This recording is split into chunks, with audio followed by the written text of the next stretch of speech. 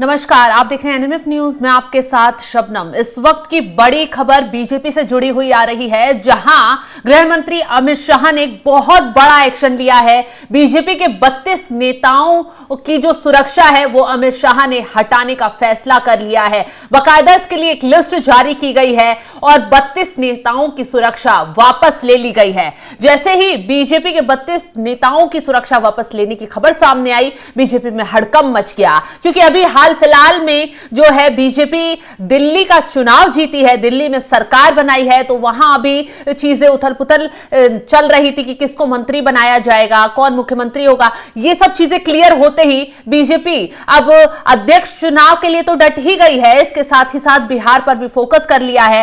बिहार में कैबिनेट का विस्तार किया गया है, फेरबदल किए गए हैं कैबिनेट में, और इसी बीच अब बड़ी खबर अमित शाह के एक्शन को लेकर आ गई है। अमित शाह ने बीजेपी के 32 नेताओं की सुरक्षा वापस लेने का बड़ा फैसला किया है। बता दें कि इस संबंध में एक लिस्ट भी जारी की गई है। इस लिस्ट में शामिल कुछ नेताओं का कहना है कि यह रूटीन है और केंद्र ही सुरक्षा के बारे में फैसला लेता है। उन्होंने इसमें राजनीति होने से साफ इनकार भी कर दिया है। कहा जा रहा है कि केंद्र सरकार की तरफ से ऐसी सूची हर 3 महीने में जारी की जाती है।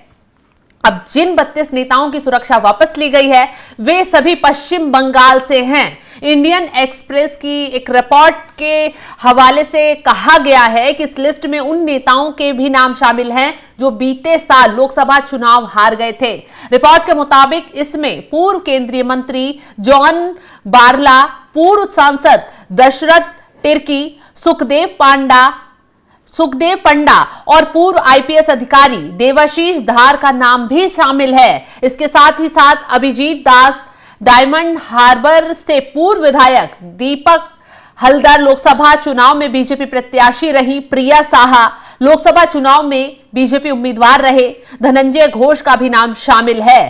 तो रिपोर्ट के मुताबिक ये जब जैसे ही खबर सामने आई, बंगाल में बीजेपी नेताओं की सुरक्षा में कटौती की गई, सुरक्षा वापस ले ली गई। वैसे ही बंगाल के एक नेता का कहना है कि मैं हरिद्वार में हूं और मुझे इस संबंध में कोई जानकारी नहीं है, मुझे अब तक कोई संदेश नहीं मिला है। यह रूटीन प्रक्रिया है और केंद्रीय गृह मंत्रालय हर 3 महीने में ऐसी लिस्ट जारी करता है। उनका एक प्रोटोकॉल है, फिर से वे सुरक्षा देते हैं। पिछले 6.5 सालों में मैंने ऐसा कई बार देखा। कुछ दिन पहले 20 नामों वाली एक लिस्ट सामने आई थी जिनमें सुरक्षा वापस ले ली गई थी, वहीं कई लोगों को फिर से सुरक्षा भी दी गई थी।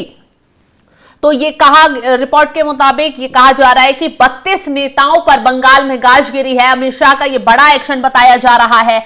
हालांकि इनकी सुरक्षा क्यों घटाई गई, इसको लेकर अभी खबर सामने नहीं आई है। बस एक कहा जा रहा है कि लिस्ट सामने आ गई है कि बंगाल में जो बीजेपी के नेता थे जो चुनाव हारे हैं, उनकी 32 नेताओं की सुरक्षा वापस ले ली गई है। लेकिन बंगाल के बीजेपी नेताओं का कहना है कि ये रूटीन है और ऐसा हर 3 महीने या 6 महीने में होता है। या तो नेताओं को सुरक्षा दी जाती है या उनकी सुरक्षा बढ़ाई जाती है या फिर सुरक्षा हटा ली जाती है। दरअसल जब बंगाल में इस मामले पर सियासत भी शुरू हो गई है, टीएमसी ने आरोप लगाने शुरू कर दिए हैं, लेकिन बीजेपी ने साफ इनकार कर दिया है कि इस मामले पर कोई राजनीति नहीं होनी चाहिए, क्योंकि यह फैसला केंद्र सरकार की तरफ से ही किया जाता है, गृह मंत्रालय की तरफ से ही किया जाता है कि किसको सुरक्षा दी जाएगी और किसकी सुरक्षा वापस ली जाएगी। फिलहाल जिस तरीके से यह खबर सामने आई है उसने वाकई में हड़कंप मचा दिया है कि ऐसा क्या हुआ, सिर्फ बंगाल के नेताओं की और बंगाल में 32 नेताओं की सुरक्षा वापस लेने का फैसला कर लिया गया है। बंगाल से बाहर के भी कुछ नेता खैर बताए जा रहे हैं जिनकी सुरक्षा हटाई गई है।